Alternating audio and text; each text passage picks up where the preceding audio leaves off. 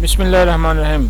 दोस्तों, सीने में बलगम या रेशा पैदा हो गया हो और खांसी आपकी जा ना रही हो तो एक इंतहाई मुफीद नुस्खा आपको बताने लगा हूँ, जो बिल्कुल घरेलू नुस्खा है और ये चीज़ें आपके घर में मौजूद होती हैं हर वक्त।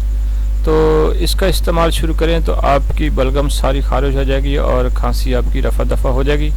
तो नुस्खा सुन लीजिए दोस्तों। लाजवाब नुस्खा है कि आपने दूध में हल्दी जो है ना वो चम्मच का तीसरा हिस्सा डाल के उसको जनाब पी लें तो आपकी खुश्क खांसी ख़त्म हो जाएगी। और चीनी की जगह पे उसके अंदर थोड़ा सा शहद डालें तो लाजवाब नुस्खा है, कोई मेडिसिन लेने की ज़रूरत नहीं पड़ेगी। 2 से 3 दिन इस्तेमाल करें तो आपकी जितनी भी खांसी होगी ख़त्म हो जाएगी। इसके साथ एक ज़बरदस्त फ़ायदा ये भी होगा कि हल्दी जो ना जिस्म से दर्दें ख़त्म कर देती है।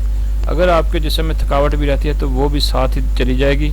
यानी ये एक एडिशनल फ़ायदा है दूध में हल्दी मिला के पीने का। ये पुराने दौर में भी लोग जो है ना वो दूध में हल्दी डाल के पिया करते थे, तो जिससे सारा जिस्म जो है ना वो खुल जाता है उनका।